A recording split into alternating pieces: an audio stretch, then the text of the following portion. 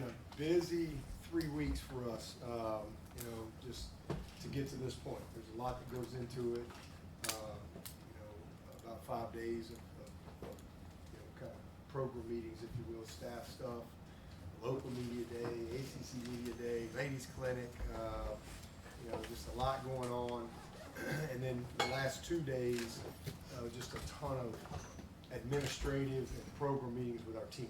There's a lot of things that, we need to make sure everybody's on the same page with before we, get to football. We've got all that behind us, and the team's done a great job as far as preparing to get to this point, and staff's done a great job as well. And now it's time to get back on the grass and get to work, and start the football preparation part to get ready to go play a game. This is a fun time of year. The season's not starting right now. The season started in January. This is just the kind of the third quarter of this of our journey, of our 2025 journey, as we head into what we call the prime time phase. We have our get ready phase, our transformation phase, and we're going into the prime time phase, and it all builds to this. But this is the performance time. This is the time where you only get a few days to play the game, and this is when those days present themselves. And so excited about getting on the field and getting out there as a team and pushing forward just one day at a time. I know you guys are probably all interested in just where we are from a health standpoint as we get going. The only real long-term injury is we got a young linebacker named Billy Wilkes. He tore his ACL in the spring game, so he's a kind of only long-term guy. You'll see some guys that are in green jersey today that are really doing great, and they're just kind of in a ramp-up phase as far as when they'll be fully released to do everything. And again, if you're in green, you're in practice. Green just means we're not going to have any live contact. They're going to do all the work. We're just going to have avoid the live stuff with them. Jay Haynes, Armand Mason, and Ari Watford, and Watson Young. Those guys will be rolling pretty quickly. I think Watson actually is going to be full go tomorrow.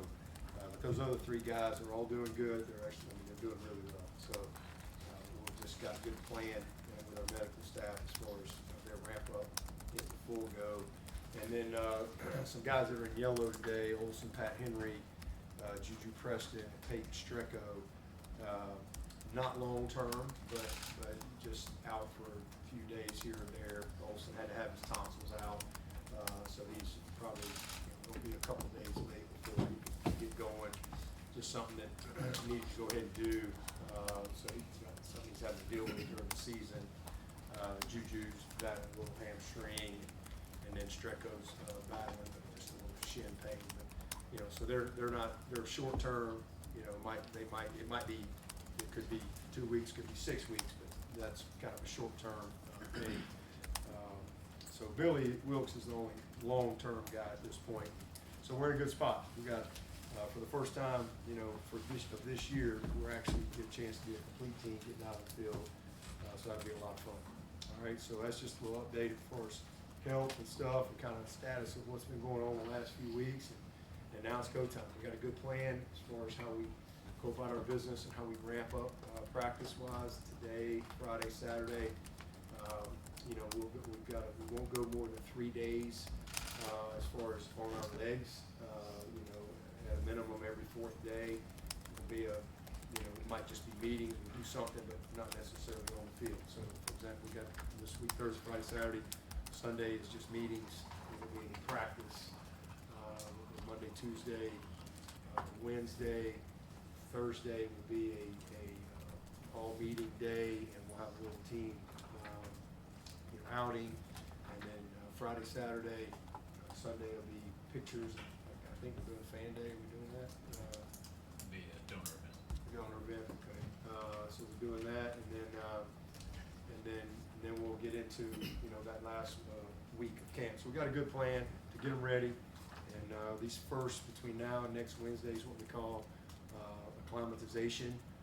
So it's all structured and But looking forward to it. It's gonna be a lot of fun. Got a good group, a lot of energy to them, got a lot of good experience. We've got a lot of work to do. Coach, you already had a great quarterback room. Now Hunter Helms is back.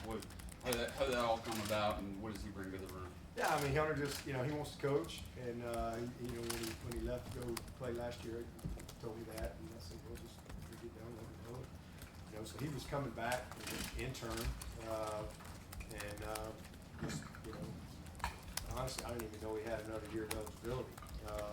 So, why not put him, why not have him on the roster, right? Like, he's coaching, he's doing Paul Tyson, he's in staff meetings, he's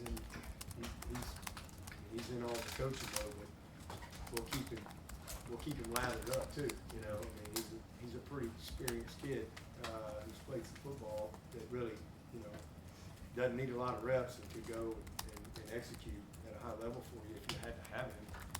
So we really love our quarterback room, but it's just kind of, like I said, one of those things, kind of kick yourself if you didn't. I've been there, right? Like, the national championship in 18, I love to tell everybody, remind everybody, we had Trevor Lawrence, Chase Price, and my third team quarterback was Hunter Renfro, and my fourth team was Will Spires, the punter. That was our roster. So that's where we were.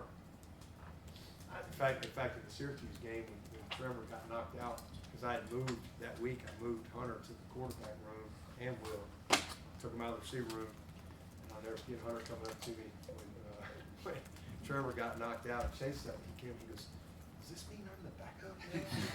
I said, yeah. I said, I just hope you don't have to throw it to yourself. But anyway, fun moment, one a really bad moment. If you address this, I'm sorry, but with the 105 now, to you, when is that 105? When is that like, hey, I have 105 scholarships now? Yeah. Is that now January? Do you start giving them the walk-off? Like, how's that going to work for you? Yeah, so for us, and probably for most, everybody, you have a lot of guys. And so for us, this first year in particular, we kind of have recruited our roster to where it is, but there's a lot of kids that we were going to keep. So, we got a lot of guys that were on our roster that you're not going to have 105 West Coast. First of all, you can't pay them all, and they're not going to stay. So you have to build your roster. You got to have a little bit of everything. So you're 85, you're 105, and you got to have guys that you think can develop, guys that can help you. We got a lot of those guys on this team, a bunch of them that have roles. Our snappers. We've got Fletcher Cochran, Griffin Bag. Some of these guys y'all may or may not know, guys that have played for us that we know we want to keep. Parker Fulgham, these are guys, Clark, these are kids that we're like, they could develop, and you need some developmental guys as a part of your roster. But when they grandfathered everybody, we just designated everybody to protect everybody. Because if you're not designated, if you wanted to leave and go play somewhere or something, you couldn't. So it'll phase down pretty quickly over the next 3 years to 105. But as our kids, so as our roster matriculates out, like we've got some seniors, guys that have been in our program that we'll put in the 105 this year, and as they graduate, well, now you can't go get a kid to walk on. So you got to go find guys that are, maybe they're preferred walk-on type guys, or they're borderline guys. So it'll be changing every year. But we don't have to technically declare the 105 until the week of LSU.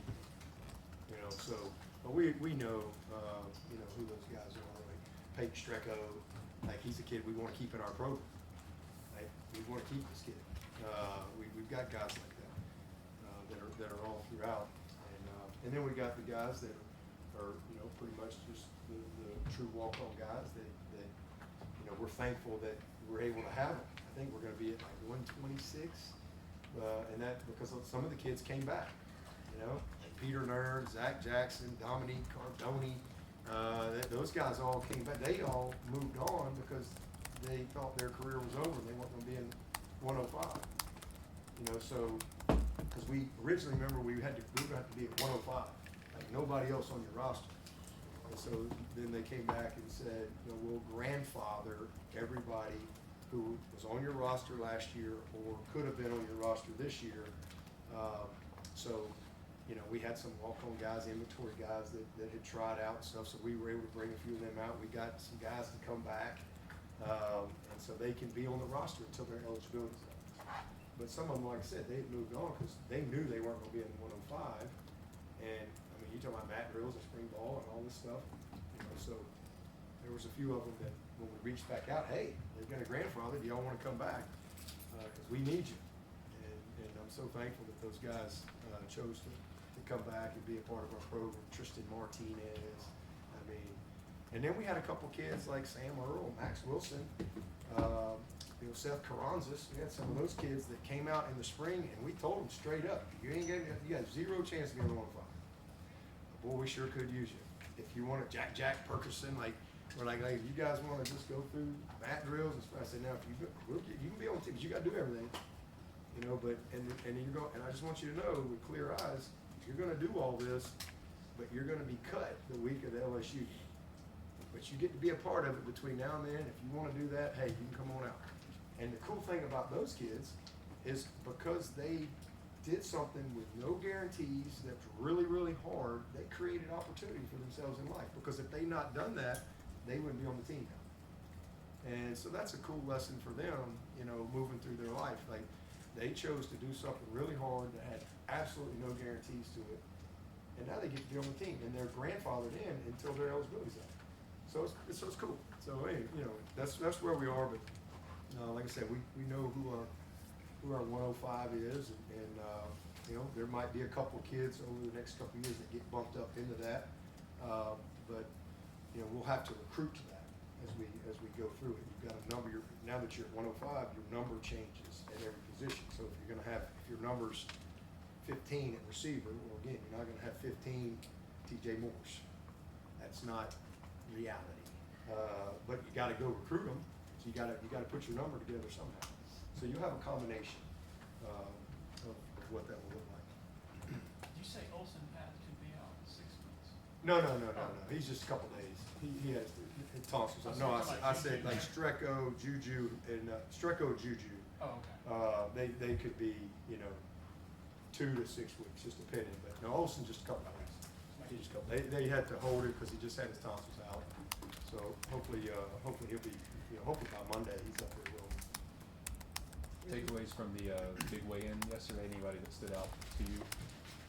I mean, there were a bunch of kids, honestly, that stood out. I mean, I could tell that the guys have really bought in. There was a lot of guys that have changed their bodies. I mean, a guy like Strozier, I mean, he's really, you can just obviously tell he's thicker. How about Cade Klubnik? Yeah, he's 175 pounds out here. He's 212 yesterday. I mean, he looks great. You know, he'll probably settle out in that 208 range, 209, you know, when he gets through camp. But he's got a great foundation going into camp.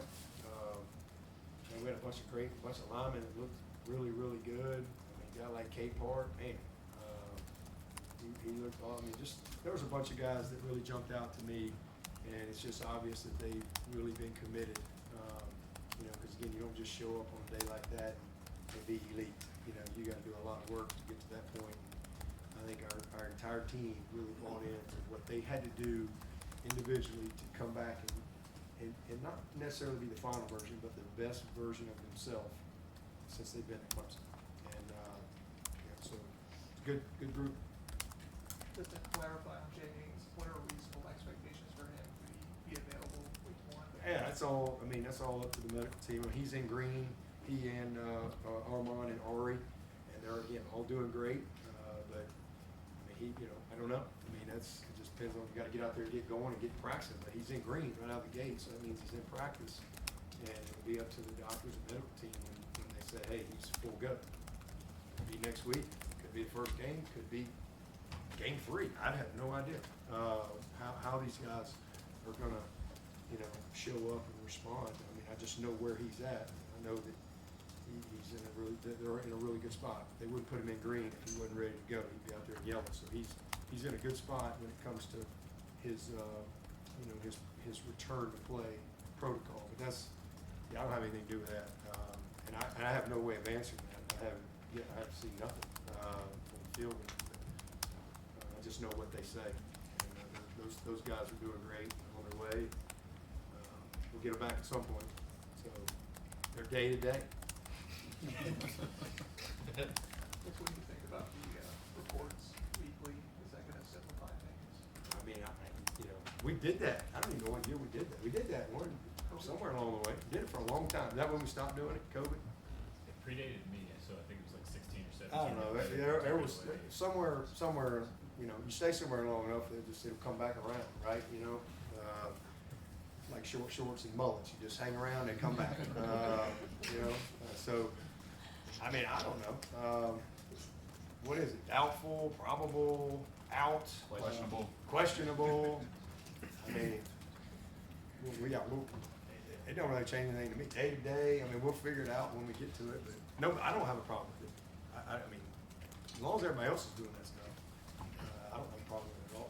We've done game day availability for 5 years. Yeah, we've always done the game day stuff, so no big deal to me. Just Ross will tell me, and we'll do it in our Thursday staff meeting. I'm sure we go over your stuff every morning. So Thursdays, I think is that Thursday? Thursday, So Friday, we have to do Saturday. something on Thursday.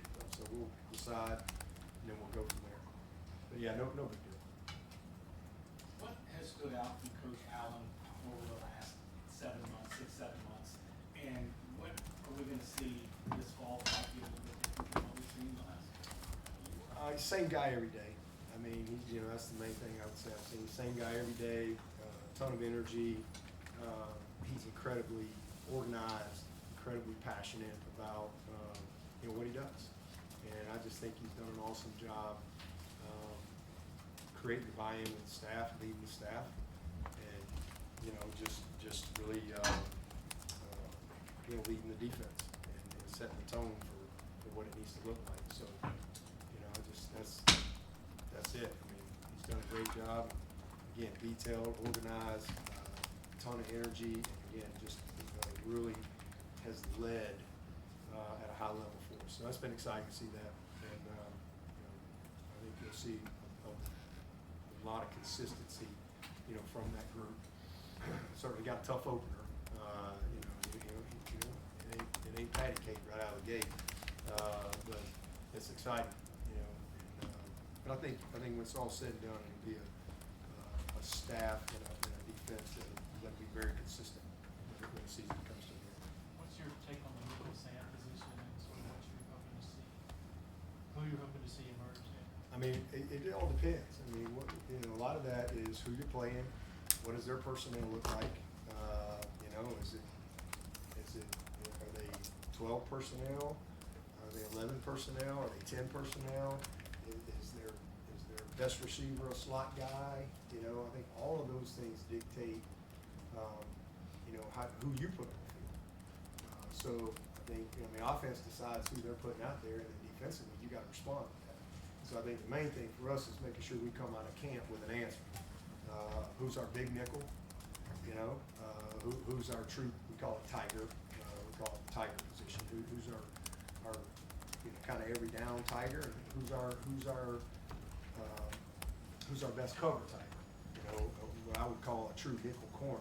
If you will. So I think it just all depends on who you're playing and what you make. But we need answers, and we've got to have some flexibility. And I think that's been something we've talked a lot about in the spring and worked hard on. And we got good news is we got a lot of really good candidates, a lot of good depth, and a lot of options for whatever presents itself to us to be able to game plan appropriately. Jeremiah Alexander be a every down Tiger? I would say he's an every down tiger. I mean, he could. He could as far as play the position, but you're not going to ask him to, play man coverage on Antonio Williams.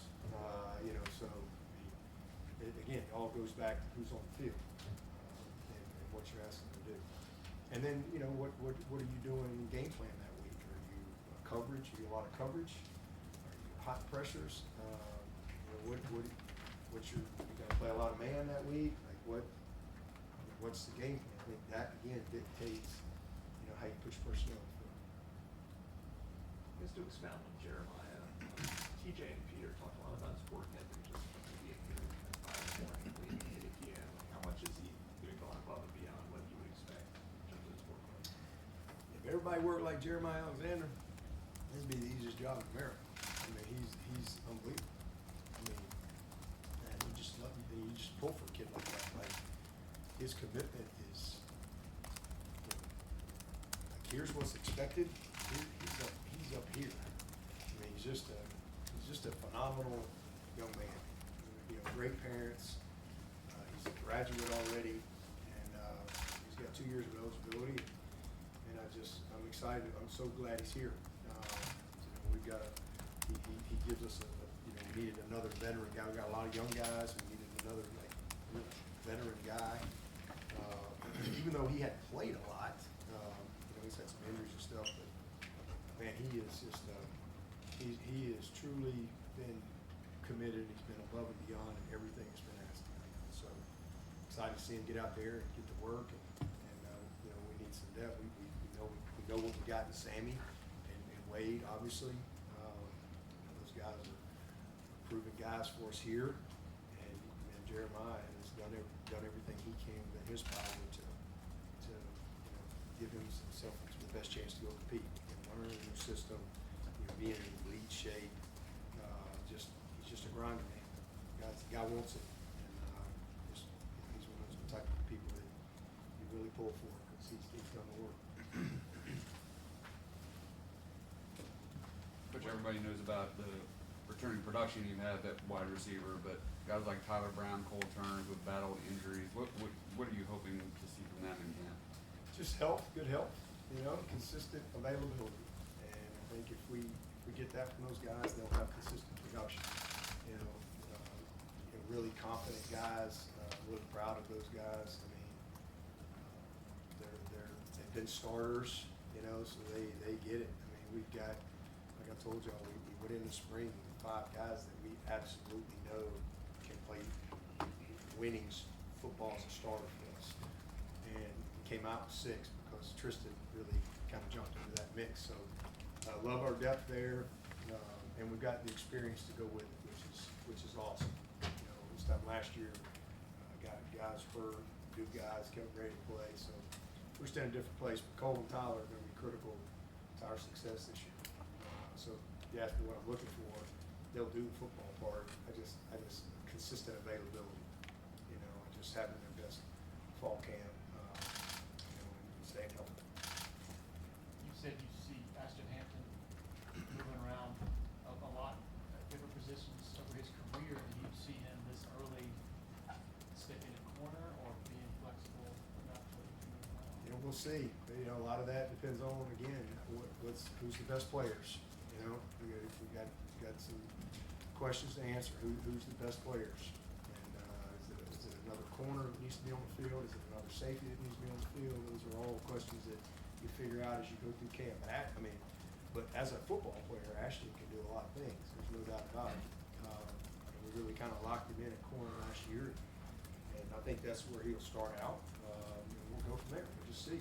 Again, that's a week-to-week thing. End of the day, you want to get the best players you can on the field. But as far as the longevity of his career, as he goes through his career, not just here, but beyond here, I think he'll end up playing a lot of positions as he really becomes really confident in the game and just continues to mature as a player. He's a unique talent. With Corey Gibson, what are the next steps for his progression? It's kind of what I said, Tyler and Cole, just be out there. Last year he was never healthy, so he really couldn't. He just kind of stayed the same all year because he was just kind of didn't have confidence. He was not healthy. He was just kind of working his way back. Really saw a light come on the spring. It's the first time since he got here that I actually saw him healthy. And so the next step for him is to get out there and play with the confidence that he's got to have. And I think to have that confidence, you've got to be healthy. And he is. He feels great. He looks great. And he really grew a lot in this off season as far as just his maturity. So you just got to go do it. Just one day at a time. He's super talented. We all know that. But this is really the first time that he's the best version of himself since he got here. This is the first time that I think he's a complete player. There's been something missing since the day he got here. He had knowledge, he wasn't healthy, a lot of stuff, but he's very comfortable, he's healthy, he's so much more knowledgeable, and so now he's just gotta show up and do the work every day and at a consistent level. If he does that, he'll be able to compete with anybody. With a guy like Ian Sheffman, his first time out there on the field, I guess, do you expect him to have a learning curve? Who was that? Ian Sheffman. Oh, Chef? Yeah, do you think you have a learning curve going from basketball going to football for his first practice? Absolutely. He's gonna have a huge learning curve. Yeah, especially when Peter Woods runs through his chin strap. He's gonna have a quick learning curve. When he runs that swap zone and kicks out T.J. Parker. So yeah, I hadn't played football since the 10th grade, so it's been a while. But this is a high level athlete now. This is a highly competitive dude. I'm really proud of him. It's been fun to just kind of watch him blend in and just kind of, you go from a group of about 15 to 125 people, and just a lot. There's a lot to manage when you got that many people. And he's done great, man. He's done great. He's bought in. He's gotten stronger. He's really worked hard to give himself the best chance mentally to go compete. I think he'll be fine when it comes to catching the ball and running routes. I think all that stuff will come pretty quick for him. But you gotta take the physical parts of it. And so there's definitely gonna be a learning curve. There's no doubt about it. But I think he's just who he is will shorten that. From the spring at your backup safety spots with Roman and Ricardo, how close are they to kind of reaching the level where you kind of trust them or they bridge the gap to getting some playing time in there? They're all right there. That's gonna be a weekly battle. We got some dudes at safety. We got some good football players. They all want to play. They're all very, very competitive. We got some experience. We didn't move Ronan to safety until a week and a half before the first game last year.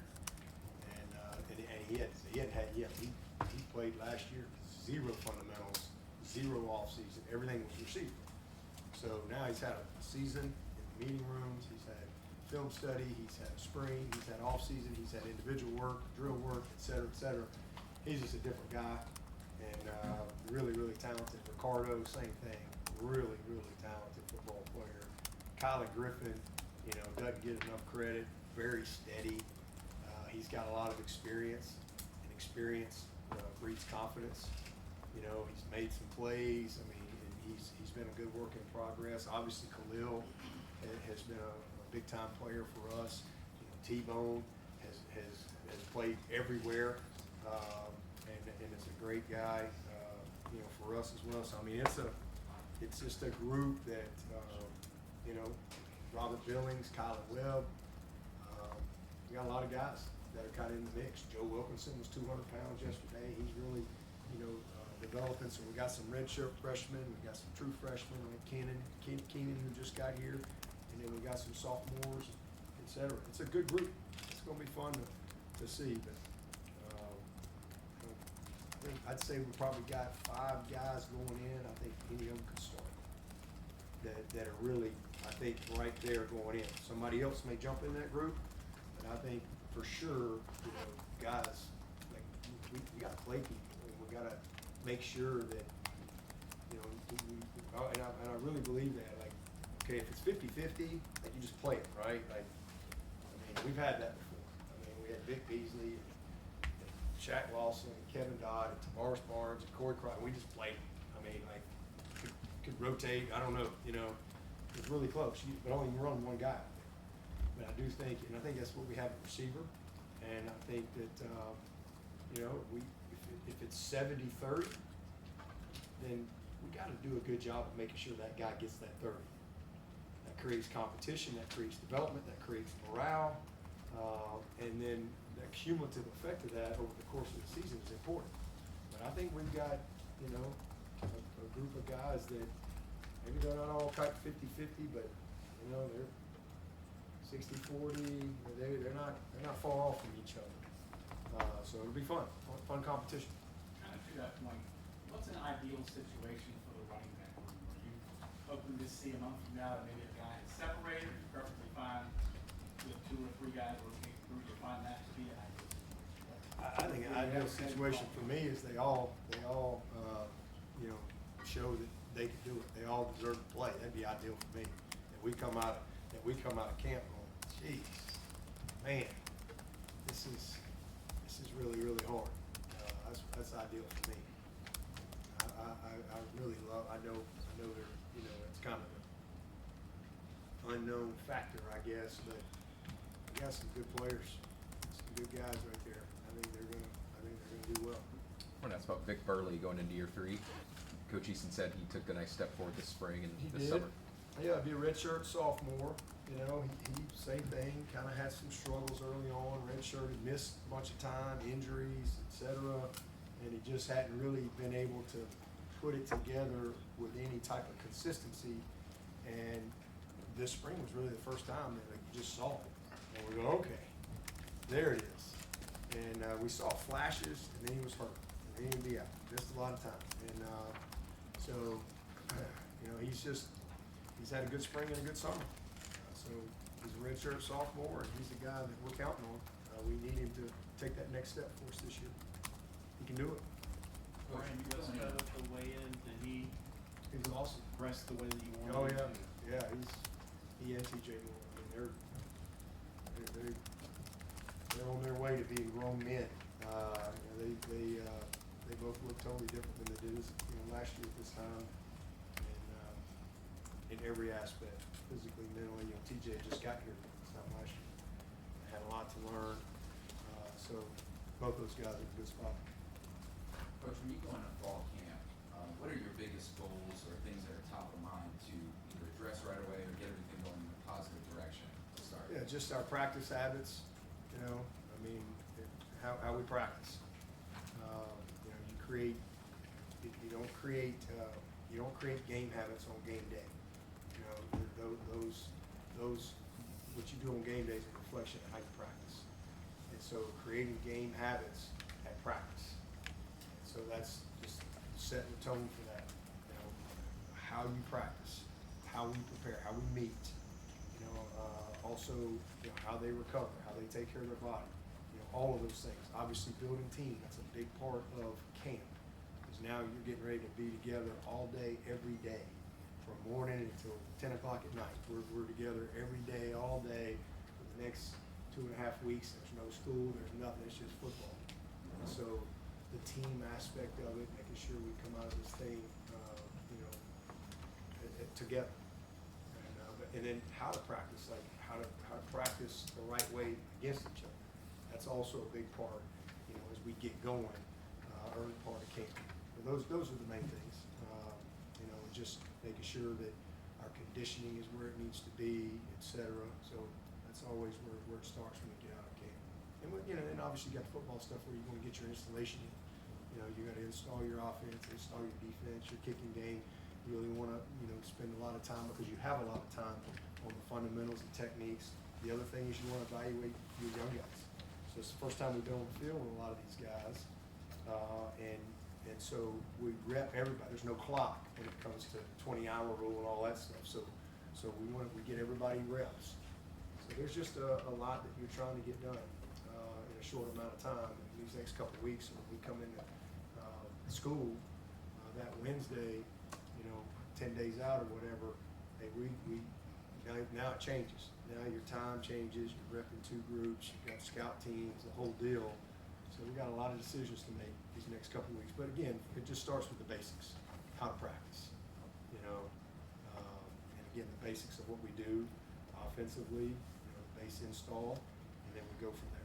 Because you try to install as much as you can in fall camp, so that you can grab onto that. Not all for the first game, but it's game 4, but it's something that you install in fall camp that you build the foundation with.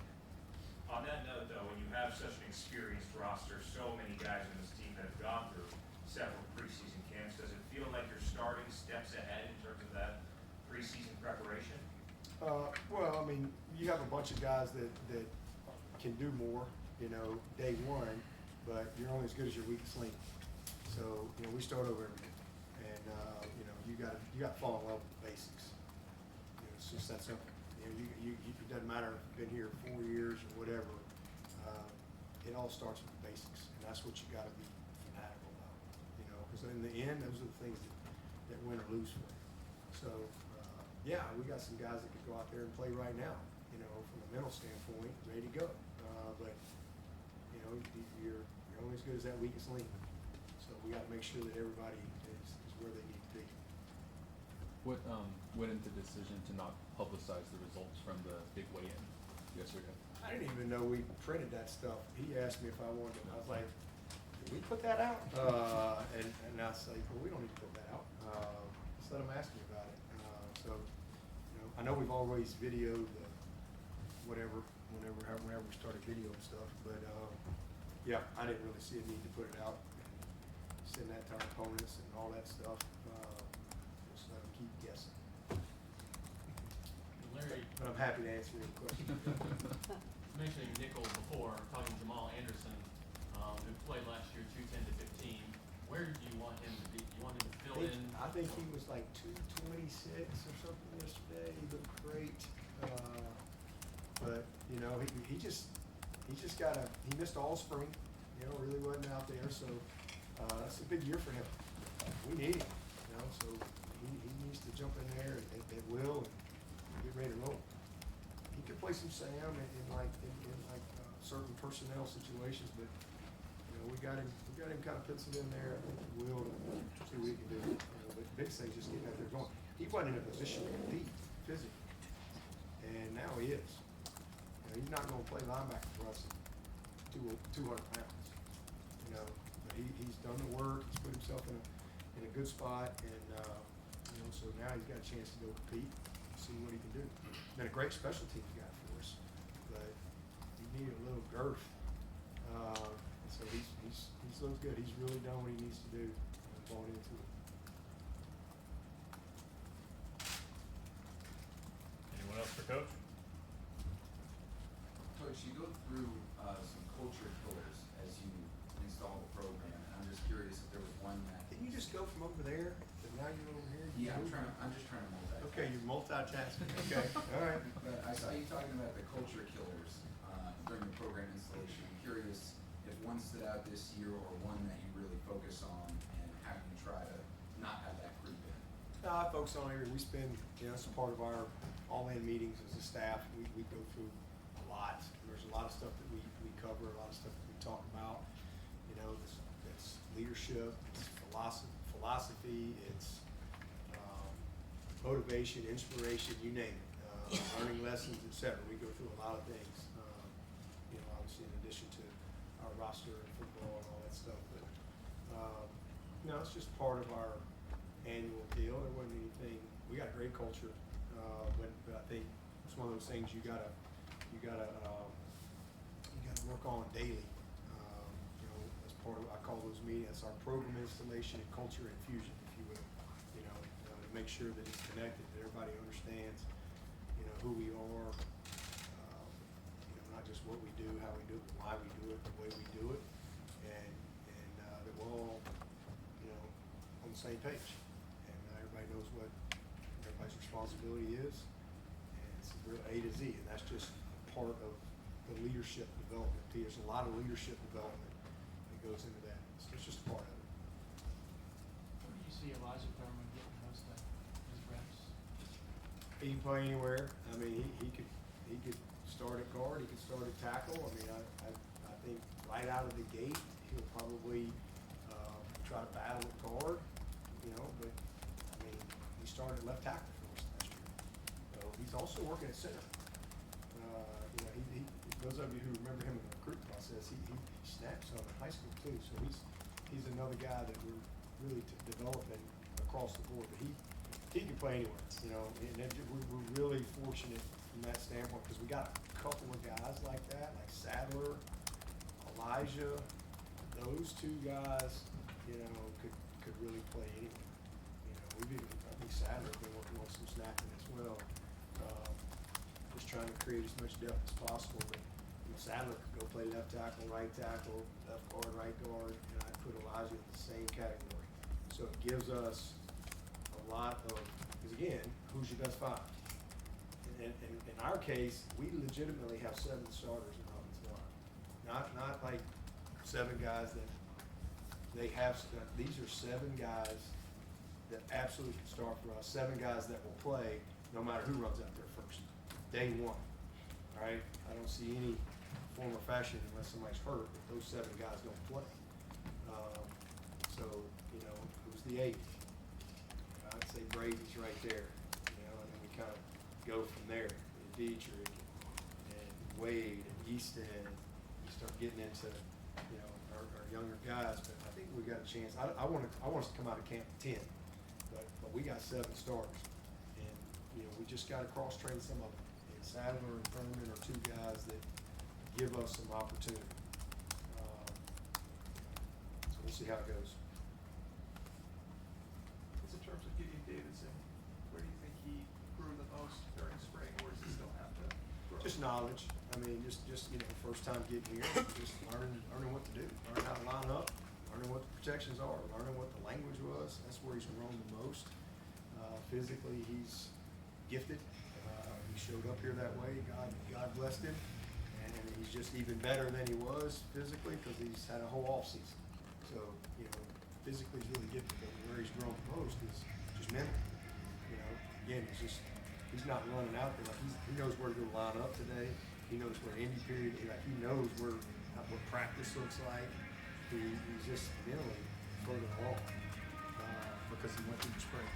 So that's a blessing for him. And as we get into our day 1 installation today, he's done it. He went through it in the spring. He went through it this summer. So this is his 3rd time to get installation. So just mentally, he's a lot further along. And what I want to see from him is, is he further along from a performance standpoint when it comes to really ownership of protections, really dialing in on that type of stuff. Avion's still at 180-ish? Yeah, he's somewhere in the 80s. Looks great. He's about 188 maybe. Right, what's the 190? Yep, he's 190-ish, 91. There, looks great. Yep. Anyone else for Coach?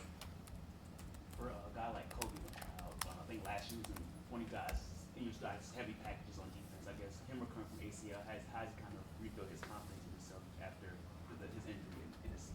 Yeah, he's done well. He was out, all spring for sure, so he's been working his way back. But last year he was kind of in our top 4, group, and we had a lot of confidence in Kobe. But unfortunately, he got hurt, and just kind of had to start over from that standpoint. Go get healthy. So he didn't really. He got out there, I think, in some green jersey stuff this spring, but he wasn't able to get into live stuff. So he just gotta. He looks great. I mean, he looks great physically. He's strong. Kobe's a football dude. He don't say a whole lot, but he's a football guy. He understands the game.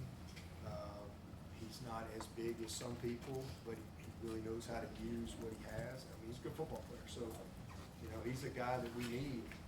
He gives us another veteran guy. And so he's a guy that we need to step up and come through for us, because that's one of the goals that we got to achieve coming out of fall camp is the depth at linebacker. Like we got to walk out of camp, okay, hey, we got 5 guys that we can play and go get it done with.